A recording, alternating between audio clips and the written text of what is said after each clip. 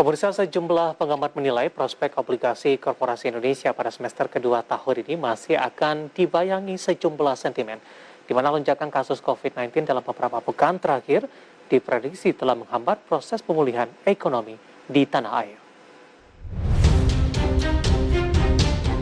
Sejumlah pengamat menilai prospek obligasi korporasi Indonesia pada semester kedua tahun ini masih dibayangi sejumlah sentimen, di mana lonjakan kasus COVID-19 dan langkah tapering dari The Fed diprediksi telah menghambat proses pemulihan ekonomi di tanah air. Selain itu, kebijakan pemberlakuan pembatasan kegiatan masyarakat sejak 3 Juni lalu juga ikut memperlambat pemulihan ekonomi dan meningkatkan persepsi risiko investasi dalam negeri yang membuat potensi serapan surat utang korporasi akan menurun. Sementara itu, pihak Pevindo menilai kenaikan risiko yang terjadi tersebut akan membuat beberapa emiten cenderung lebih selektif dan waspada sebelum melakukan emisi obligasi pada semester kedua 2021. Bahkan sebagian perusahaan yang merencanakan emisi surat utang nantinya akan melakukan refinancing utang obligasi yang telah ada. Seperti diketahui pada awal tahun ini, Pevindo memproyeksikan penerbitan surat utang korporasi 2021 akan berada di kisaran 122 triliun hingga 159 triliun rupiah. Meski demikian, melihat kondisi pasar dan sentimen yang terjadi, pihaknya akan merevisi kembali outlook tersebut dalam waktu dekat. Berbagai sumber IDX Channel.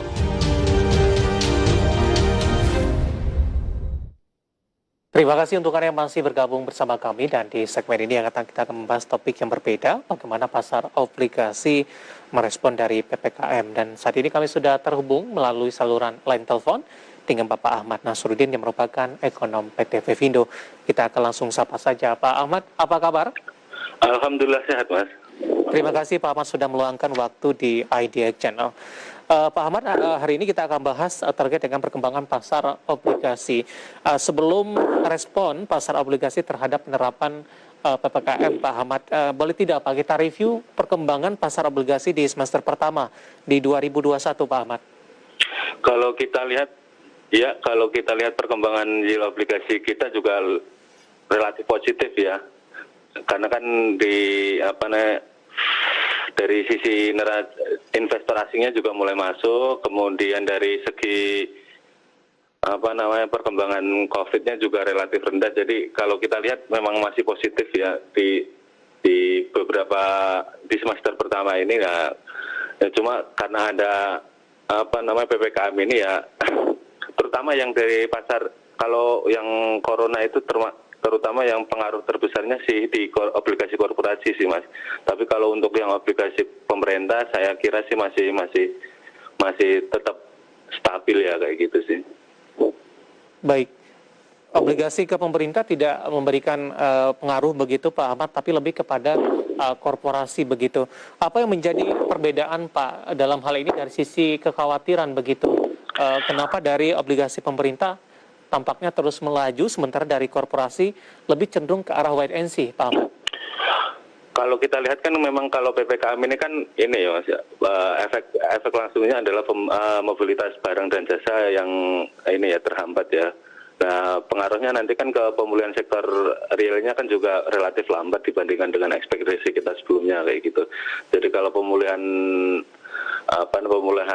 sektor realnya lambat, artinya kan kinerja bisnis dari emiten obligasi juga tersendat ya. Jadi kondisi kinerja bisnis mereka sama keuangan mereka juga terganggu seperti itu.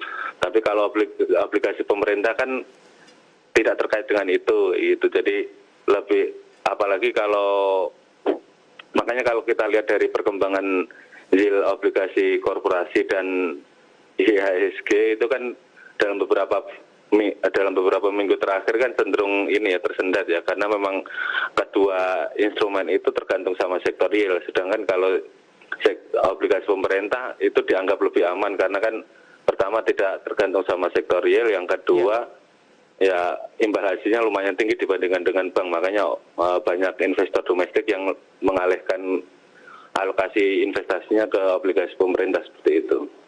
Baik, tapi ketika dari korporasi merilis obligasi di tengah kondisi seperti ini, antusiasnya tidak begitu cukup tinggi jika dibandingkan dengan obligasi pemerintah, Pak Ahmad. Ya, kalau terutama kan ya tadi sih persepsi risiko mereka relatif naik sih kalau di ini dari terlihat dari spread yield obligasi korporasi ke obligasi pemerintah kan cenderung naik tuh. Sebelum PPKM tanggal 3 Juli itu kan masih sekitar untuk yang tenor 10 tahun ya masih sekitar 118 pips. Nah, kalau yang sekarang itu sudah sekitar 125, artinya memang persepsi naik.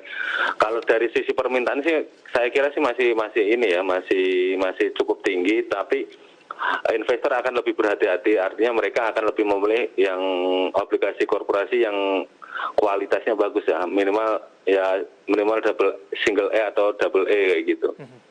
Jadi kalau itu untuk korporasi ya Pak. Betul, investor lebih akan selektif. Iya, lebih akan selektif kayak gitu, dan mereka juga akan meminta imbal hasil yang lebih tinggi sih. Karena kan tadi kan spread, walaupun yield obligasi pemerintahnya naik, tapi spreadnya kan cenderung naik untuk yang obligasi korporasi seperti itu. Apakah ini juga akan berkaitan dengan fundamental dari korporasi tersebut?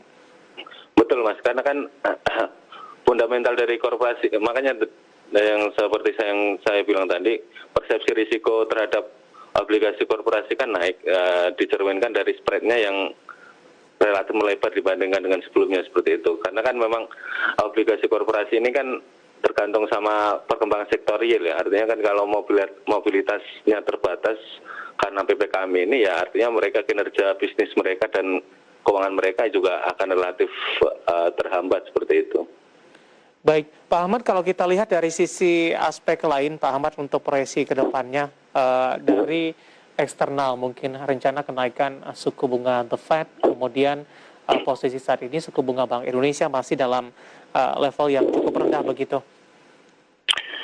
Memang dari sentimen eksternal cukup ini ya, di beberapa bulan sebelumnya itu kan memang cukup kencang, tapi kalau saya lihat dalam beberapa minggu terakhir sih market udah price in, artinya mereka udah mengekspektasikan memang kemungkinan memang lebih cepat, tapi tergantung dari perkembangan inflasi di Amerika sendiri sih.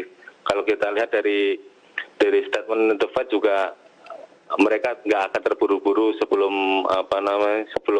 indikator inflasi dan tingkat pengangguran mereka mencapai target seperti itu. Kalau kita lihat kan memang inflasinya naik tajam, tapi kan kalau dari segi indikator dari tingkat pengangguran mereka kan masih di bawah ekspektasi bank sentral seperti itu.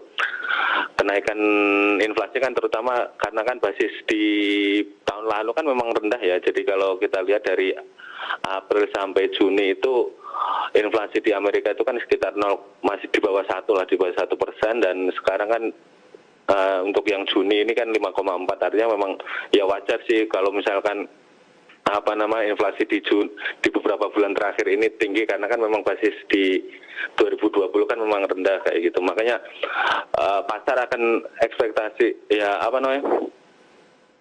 kemungkinan akan melihat itu justru perkembangan inflasi di Juli ini sama Agustus. Kalau memang inflasinya cenderung naik, nah ekspektasi terhadap kenaikan suku bunga sih kemungkinan lebih tinggi sih. Baik. Kayak gitu. Dan seperti apa dampaknya kepada pasar obligasi Indonesia, terutama di semester kedua nantinya, Pak Ahmad? Kita masih punya satu segmen ini, kita akan jeda terlebih dahulu, dan pemirsa kami akan